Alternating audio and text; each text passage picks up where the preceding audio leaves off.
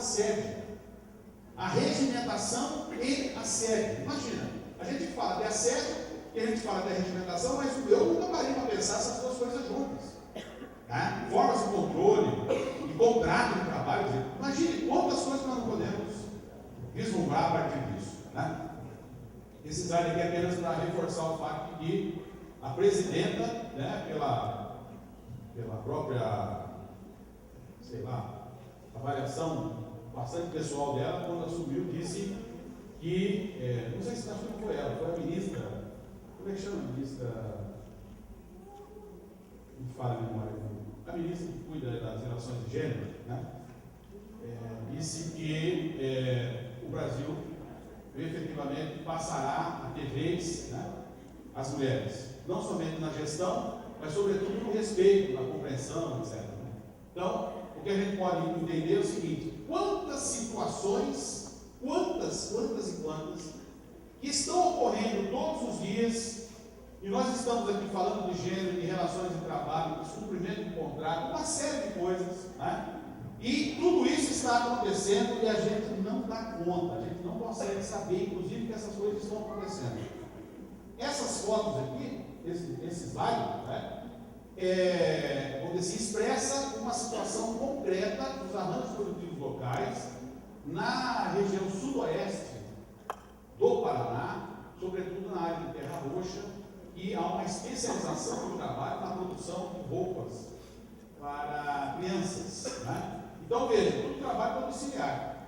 Se nós pudéssemos ter tempo, em algum outro momento, para nos dedicar aqui vamos dizer, desmontar um pouco a equação da exploração do trabalho pela via dessa variante de trabalho domiciliar, né?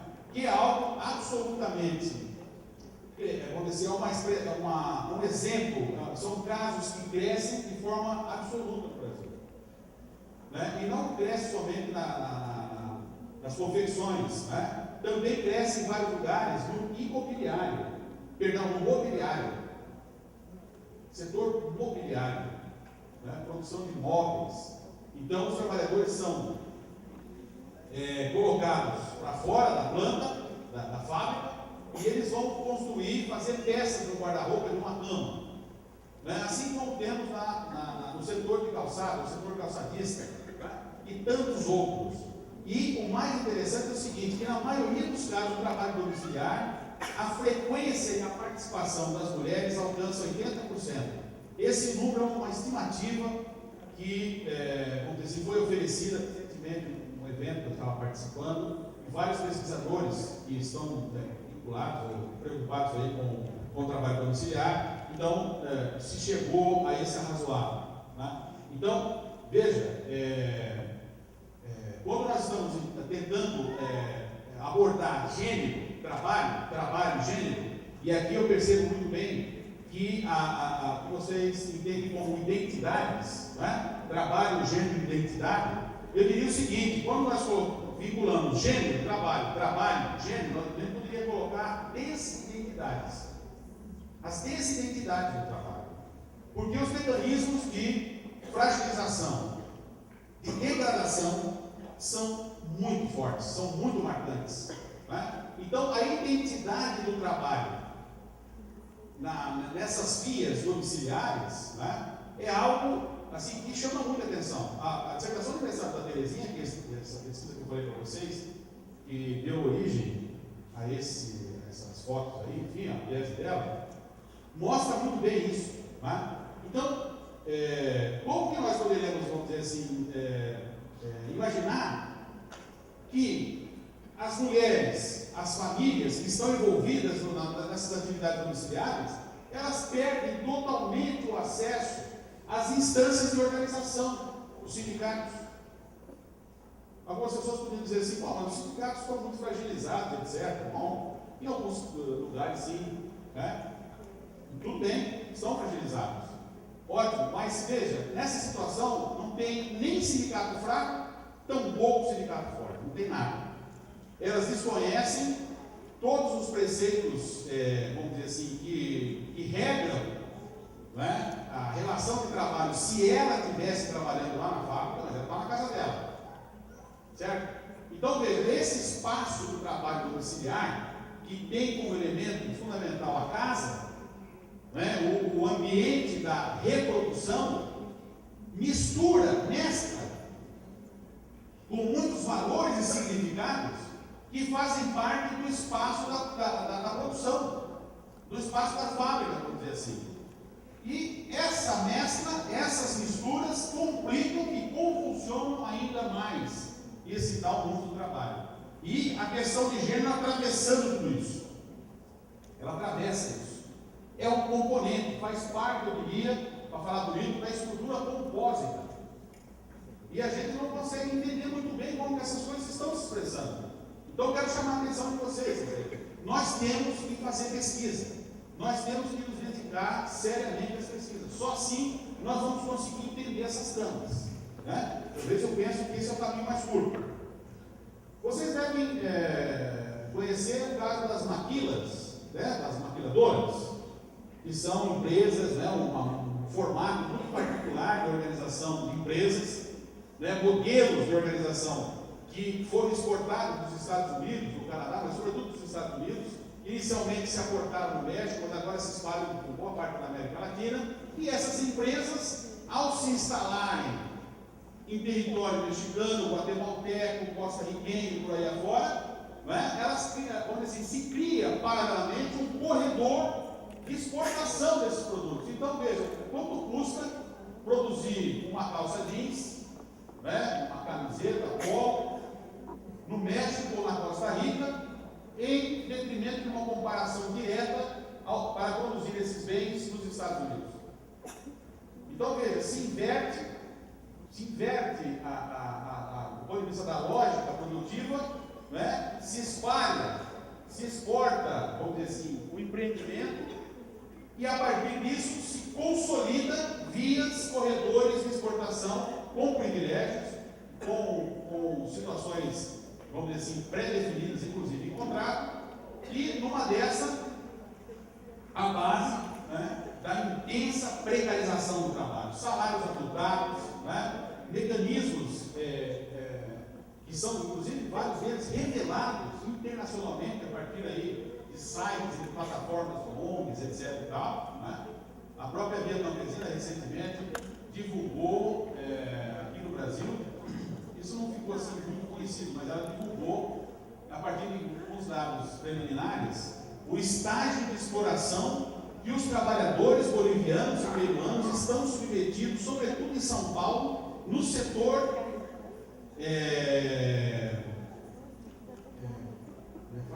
de confecções. Não sei se vocês sabem disso. Em São Paulo, sobretudo na área do Centro Antigo, do Brás, etc., há diversas e pequenas empresas que são tocadas por coreanos, por brasileiros, uma série de outras nações aí, né?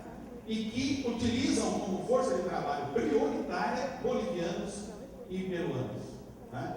E assim, a base de intensa precarização, sobretudo mulheres, e esses assuntos também são conhecidos, né? Então veja, não tem nada a ver com as maquilas, mas é um desdobramento que se aproxima.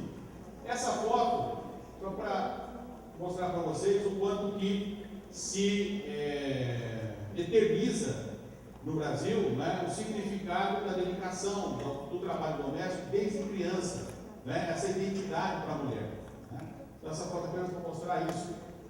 Essa foto aqui para mostrar o seguinte, um dos papéis também importantes que a mulher desempenha no Brasil. Isso aqui essa foto aqui é de uma favela de São Paulo.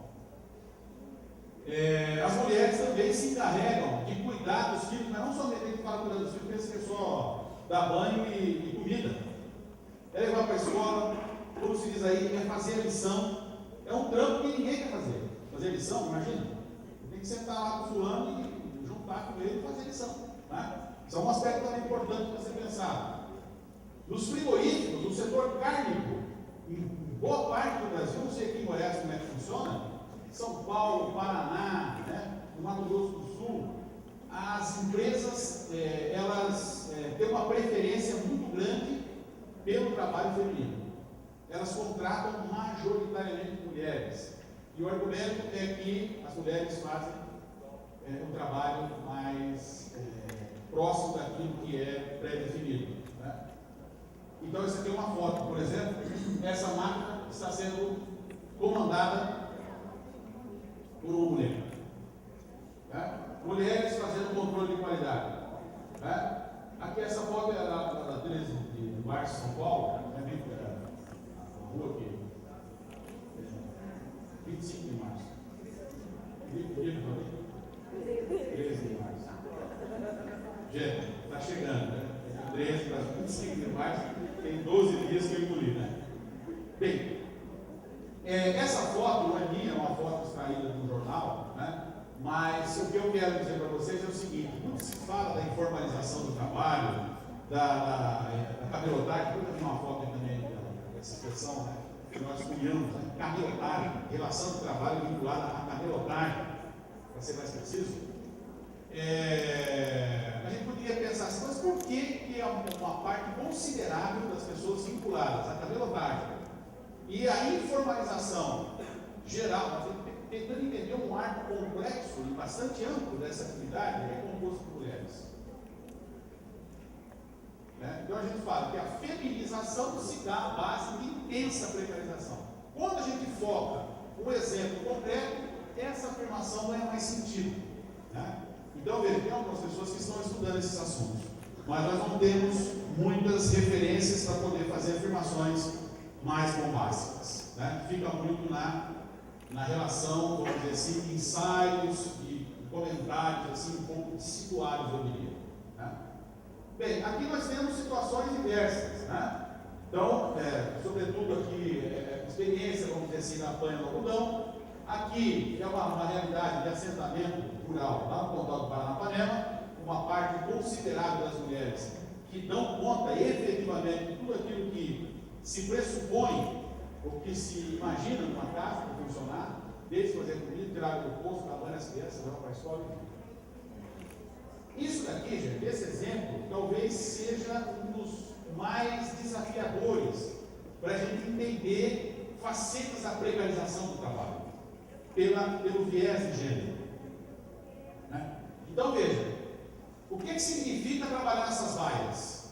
Então, recentemente, eu estava lendo um texto da professora Cláudia Mazei Nogueira, não sei se vocês conhecem, ela é do Serviço Social, professora da Federal de Santa Catarina, e tem uma atuação muito interessante nessa área. Né?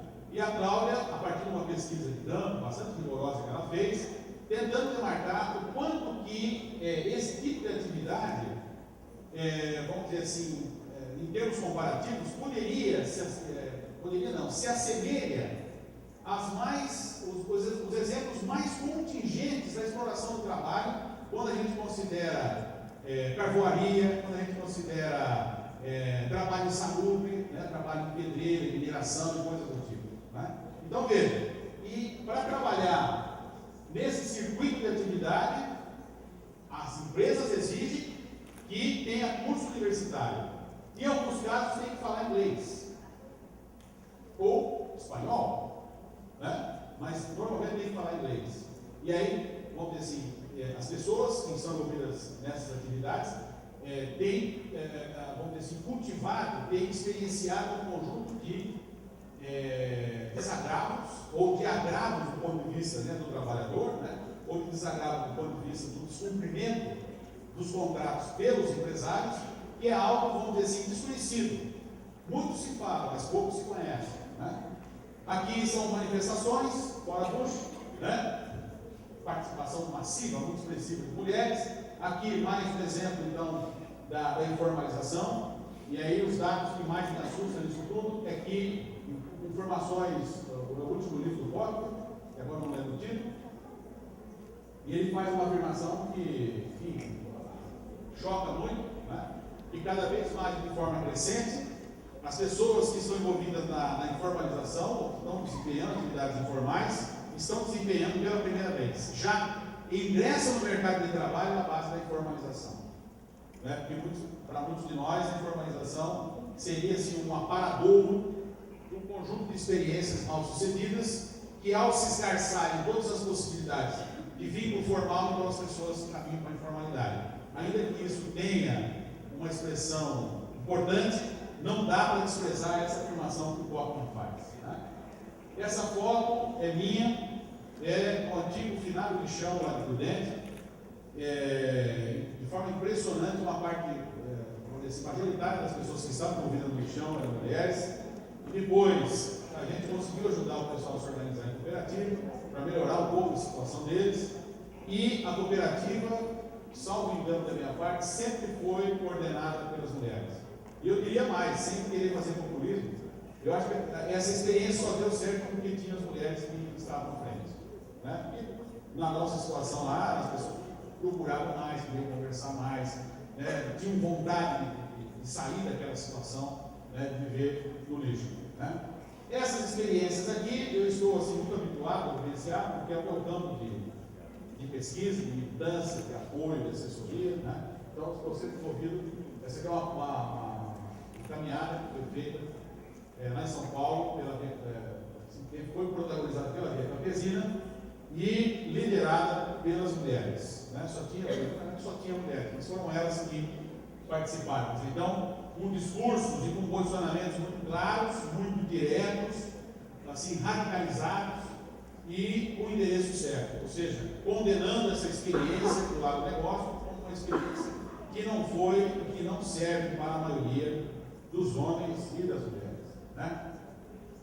Essa aqui é uma foto minha também, uma caminhada que foi realizada em Prudente, em 94, né? Essa foto é minha. Aqui está a prefeitura de Prudente.